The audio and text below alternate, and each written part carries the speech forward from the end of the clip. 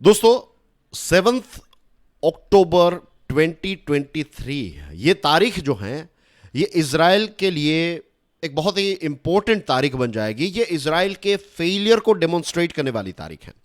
दुनिया की best spy agencies में से एक मोसाद है। दुनिया के बेस्ट सैटेलाइट्स इजराइल ने लॉन्च किए हैं। अच्छी टेक्नोलॉजी वाला देश है। स्पाईवेयर बेचने की और बनाने की अगर कोई फैक्ट्री है तो दैट इज इजराइल, राइट। ये सारे इंपोर्टेंट सर्वेलेंस के डिवाइसेस और इतने सारे यूनिट्स, इतनी सारी ताकत होने के बावजूद भी हमास एक टेररिस्ट ऑर्गेनाइजेशन ने इजराइल पर एक बहुत बड़ा हमला 7 अक्टूबर 2023 को कर दिया। और दोस्तों आज भी ये फाइट जो है वो चल रही है। मुझे ये बात बहुत ही आश्चर्यचकित लग रही है कि हमास ने इजराइल पर लैंड, एयर और सी, ये 3 डोमेन से अटैक किया और इजराइल को पता ही नहीं था। मीन्स इजराइल पर ये सरप्राइज अटैक कैसे हो सकता है? I can not digest this fact at all. Anyways, ये जो हमास का अटैक है इसकी वजह से बहुत सारे इजरायली लोगों की मृत्यु हुई और सिर्फ इजरायली नहीं, बहुत सारे फॉरेनर्स जो हैं उनकी भी मृत्यु हुई है। और अभी मीडिया रिपोर्ट यह कहता है कि 150 से ज्यादा इजरायली लोग जो हैं, इजरायली सिटीजन्स जो हैं, वो हमास ने बंदी बनाकर रखे हैं। और बहुत सारे अलग अलग देशों के जो फॉरेन टूरिस्ट हैं वो भी हमास की चपेट में आ गए, वो भी हमास के हॉस्टेज हैं। इजराइल ने अब यह तय किया है कि गाजा स्ट्रिप जो है उस पर एक कंप्लीट सीज किया जाएगा, एक कंप्लीट चढ़ाई की जाएगी। इजराइल का शायद ये प्लान है, and I am using the word here शायद। अभी ऑफ कोर्स ये प्लान जो है वो इजराइल थोड़ी डिक्लेयर करेगा, लेकिन एनालिस्ट जो हैं, एक्सपर्ट्स जो हैं, वो ये बता रहे हैं कि अब इजराइल जो है वो गाजा स्ट्रिप में घर में घुसेगा। एक एक घर की छानबीन होगी।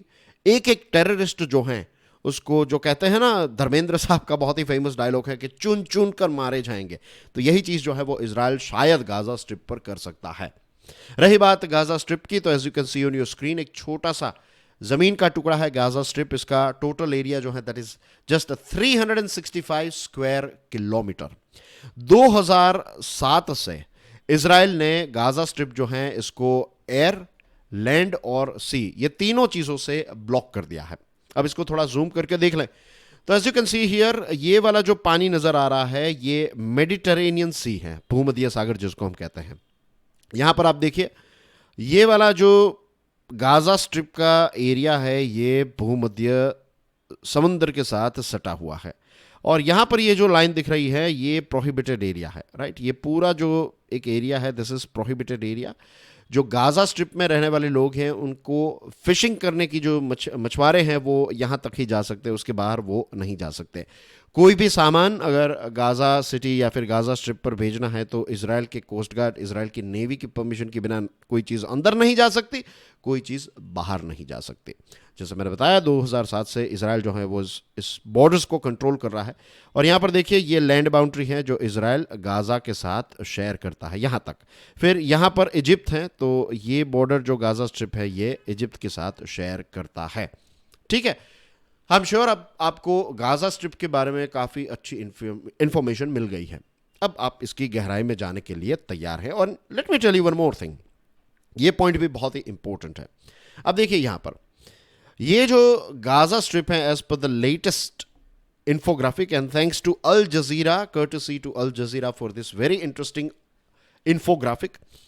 ये जो गाजा स्ट्रिप वाला एरिया है यहाँ पर 2.3 मिलियन लोग रहते हैं। इसका मतलब दोस्तों है कि 23 लाख लोग जो हैं वो इस छोटे से एरिया में रहते हैं। तो एक सिंपल प्रश्न है, इसके लिए कोई भी मिलिट्री बैकग्राउंड होने की ज़रूरत नहीं है। अगर यहाँ पर आप एयर स्ट्राइक करेंगे, आपको पता है कि गाजा सिटी के किसी एक पर्टिकुलर एरिया के अंदर कुछ हमास के टेररिस्ट हैं, किसी एक बिल्डिंग में है, तो वहाँ पर अगर एयर स्ट्राइक होगी, क्योंकि ये दुनिया के सबसे डेंसली पॉपुलेटेड क्षेत्रों में से एक है, तो यहाँ पर कोलैटरल डैमेज भी उतना ही ज़्यादा होगा। बहुत सारे सिटीजन्स जो हैं वो भी हमास के आतंकवादियों के साथ साथ मर जाएंगे। तो ये एक सबसे बड़ा इश्यू जो है वो यहाँ पर, या फिर एक सबसे बड़ा चैलेंज जो है वो इजराइल को यहाँ पर ये फेस करना पड़ रहा है। और साथ ही में ये भी चीज़ हमें समझनी है कि गाजा स्ट्रिप में रहने वाले सारे के सारे लोग जो है ना वो हमास को सपोर्ट करने वाले लोग नहीं हैं। ये भी चीज़ जो है ये क्रिस्टल क्लियर हमें समझनी पड़ेगी, वरना आपको यही लगेगा कि गाजा स्ट्रिप में जितने भी लोग रहते हैं वो सारे के सारे आतंकवादी। ऐसा बिल्कुल नहीं है। लेकिन हाँ, हमास का कंट्रोल यहाँ पर है।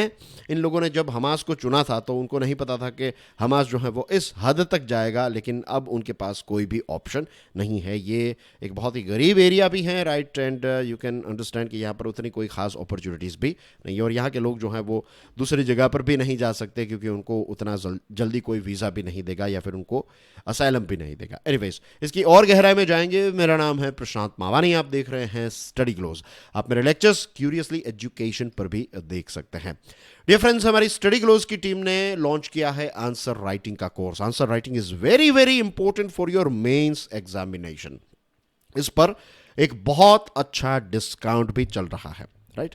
कूपन कोड है विजय, 50% ऑफ मिलेगा, ऊपर से आपको मिलेगा 30% ऑफ। तो आज ही इस कोर्स को अवेल कीजिए। नाउ डियर फ्रेंड्स, आईडीएफ यानी कि इजराइल की जो डिफेंस फोर्स है वो आज भी टेररिस्ट के साथ लड़ रही है।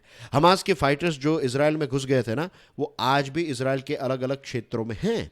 यस, जो हमारे देश में 26/11 हुआ था, मुंबई टेरर अटैक, और आपको पता है कि मुंबई टेरर अटैक जो है वो लगभग 2-2.5 दिन तक चला था। तो आज इजराइल की सिचुएशन देखिए कि इतना लंबा टेररिस्ट अटैक चल रहा है। 7 तारीख से ये स्टार्ट हुआ, और आज जब हम डिस्कशन कर रहे हैं दोस्तों तो it is what 11th, isn't it, 11th अक्टूबर है। तो 7th, 8th, 9th, 10th और 11th 5 दिन हो चुके हैं, और 5 दिनों से यहाँ पर लड़ाई जो है वो आईडीएफ की टेररिस्ट के साथ चल रही है। इजराइल ने रिटेलिएटरी स्ट्राइक्स करना स्टार्ट कर दिया है, और इन स्ट्राइक्स में गाजा स्ट्रिप में बहुत सारी मस्जिदें और बहुत सारी मार्केट प्लेसेस जो हैं वहाँ पर भी काफ़ी ज़्यादा नुकसान हुआ है। अब इजराइल जो है वो सिर्फ ऐसा नहीं है कि एयरफोर्स से या फिर वहाँ पर रॉकेट्स लॉन्च करके टेररिस्ट को टारगेट करेगा, नहीं। अब एक टोटल सीज की जो मैंने बात बताई ना आपका, सीज यानी कि एक कंप्लीट चढ़ाई की जाएगी गाजा स्ट्रिप पर, और इसकी शुरुआत जो है कितने अलग अलग लेवल से इजराइल ने स्टार्ट कर दी है। डिफेंस मिनिस्टर जो है इजराइल के, जिनको आप अपनी स्क्रीन पर देख सकते हैं, इनका नाम है योएव गैलेंट। योएव गैलेंट साहब ने यह बताया है कि अब गाजा स्ट्रिप में ये 4 चीजें अवेलेबल नहीं हैं, राइट। इलेक्ट्रिसिटी, फूड, पीने का पानी और फ्यूल। एंड जस्ट इमेजिन दोस्तों कि जब आप ये 4 एसेंशियल चीजें जो हैं इस पर एक ब्रेक लगा देते हैं, इसकी सप्लाई को रोक देते हैं, तो लोगों पर भी काफी ज्यादा प्रेशर क्रिएट होगा, और लोग जो हैं उनका प्रेशर हमास पर क्रिएट होगा। हमास के लोग जो हैं, क्योंकि वहाँ पर अब इलेक्ट्रिसिटी अवेलेबल नहीं है, तो अपने मोबाइल फ़ोन्स, राइट, इसी के साथ साथ अपने जो भी सैटेलाइट गैजेट्स हैं उनको चार्ज नहीं कर पाएंगे। नंबर 1, फ्यूल नहीं मिलेगा। चलो स्टार्टिंग में वो अपनी कार से चार्जिंग और ये सारी चीज़ें कर लेंगे कार चार्जर यूज़ करके, लेकिन उसके बाद फ्यूल भी नहीं बचेगा तो वो ट्रांसपोर्ट भी नहीं कर पाएंगे, यहाँ वहाँ घूम नहीं पाएंगे, उनको लोकेट करना ईजी हो जाएगा। खाने पीने की चीज़ नहीं होगी, पीने का पानी नहीं होगा, तो यू कैन इमेजिन कि और ज़्यादा प्रेशर जो है वो क्रिएट होगा। मीन्स सर्वाइवल मोड जो है उस पर उनको डाल दिया जाएगा। तो एज यू कैन सी कि इजराइल ने अब एक पूरी तैयारी जो है वो स्टार्ट कर दी है। बीबीसी का एक रिपोर्ट ये कहता है कि इजराइल में और गाजा के आसपास हमास के 1500 से ज़्यादा जो मिलिटेंट्स हैं, जो टेररिस्ट हैं, उनकी डेड बॉडीज़ पाई गई हैं। और आईडीएफ जो हैं उन्होंने 3 लाख जितने जो रिजर्व की फोर्स हैं उनको बुलाया है अब गाजा स्ट्रिप पर या फिर उसके आसपास के एरिया में 3 लाख जितने इजरायली सोल्जर्स जो हैं उनको डिप्लॉय किया जाएगा। और कहीं ना कहीं ये इस बात का भी इशारा है कि अब इजराइल जो है ये ग्राउंड असॉल्ट लॉन्च करेगा। जो स्टार्टिंग में आपको मैंने बताया ना कि घर में घुसकर मारेगा और घर में घुस जाएगा, जो गाजा स्ट्रिप है उसके अंदर घुसने की बात यहाँ पर क्लियरली नज़र आ रही है। जैसे मैंने आपको बताया कि 2.3 मिलियन टोटल लोग रहते हैं गाजा स्ट्रिप में, और 3 लाख जितने सोल्जर्स अगर उसमें चले गए तो यू कैन इमेजिन के गाजा स्ट्रिप जो है वो शायद हमेशा हमेशा के लिए चेंज हो जाए या फिर बर्बाद हो जाए। हमास के जो स्पोक्समैन हैं अबू उबैदा, तो ये अबू उबैदा ने यह धमकी दी है कि अगर इजराइल हमारे ऊपर स्ट्राइक करेगा, एक स्ट्राइक इजराइल करेगा, तो हमारे पास जो हॉस्टेज हैं, जो बंदी बनाए हुए लोग हैं, तो हम एक एक व्यक्ति को मारने लगेंगे। तो एक दिन में अगर इजराइल 10 स्ट्राइक करेगा तो हम 10 हॉस्टेजेस को मार देंगे, राइट। और हम सब जानते हैं कि सिविलियन कैजुअलिटीज़ जो हैं वो दोनों तरफ काफ़ी ज़्यादा हो चुकी है। रात होते ही इजराइल जो है वो एयर स्ट्राइक्स को और ज़्यादा एग्रेसिव बना देता है और एयर रेड्स में हमास के सिक्योरिटी हेडक्वार्टर्स पर अटैक किए गए और कुछ मिनिस्टर्स जो हैं उनको भी इंजरीज हुई हैं। कुछ मिनिस्टर्स की मीन्स ऑफ कोर्स ये गाज़ा स्ट्रिप में जो रहने वाले जो मिनिस्टर्स हैं हमास के, तो इनको काफ़ी ज़्यादा इंजरीज हुई है because of this air rides. Air strikes जो हैं इसकी वजह से कुछ रोड्स, कुछ घर, कुछ बिल्डिंग्स ये भी काफ़ी ज़्यादा डैमेज हुई है। और prime minister of Israel Benjamin Netanyahu साहब जो हैं उन्होंने ये कहा है कि इज़राइल अब ऐसी स्ट्राइक करने वाला है, इज़राइल अब एक ऐसा बदला लेने वाला है कि इससे मिडिल ईस्ट वाला जो क्षेत्र है वो हमेशा हमेशा के लिए चेंज हो जाएगा। उनके कैबिनेट मिनिस्टर ने यह कहा है कि एक नेशनल यूनिटी की सरकार जो है उसकी स्थापना की जाएगी। देखिए, इज़राइल जो है वो एक ऐसा देश है जहां पर पॉलिटिकल इंस्टेबिलिटी जो है वो काफ़ी ज़्यादा रहती है, राइट। बेंयामिन नेतन्याहू साहब जो है अभी कुछ ही समय पहले वो प्राइम मिनिस्टर बने हैं। पहले वो प्राइम मिनिस्टर थे, फिर बाद में कोई और प्राइम मिनिस्टर बन गया, तो वहाँ पर ये चीज़ें जो हैं वो चलती रहती है, right. Ups and downs, political ups and downs जो है वो काफ़ी ज़्यादा चलते रहते हैं। तो अभी अभी वो बने हैं प्राइम मिनिस्टर, अभी कुछ महीनों पहले ही वो फिर से प्राइम मिनिस्टर बने हैं। एंड वन मोर थिंग कि इजराइल जो है तो उसमें अब नेशनल यूनिटी वाली सरकार, यानी कि जो भी ओपोजिशन की सरकार, ओपोजिशन में बैठने वाले एमपीज हैं तो उनका भी सपोर्ट लेकर एक स्ट्रॉन्ग नेशनल यूनिटी वाली गवर्नमेंट स्थापना करने की बात है। दिस मीन्स, इसका मतलब क्या है पता है?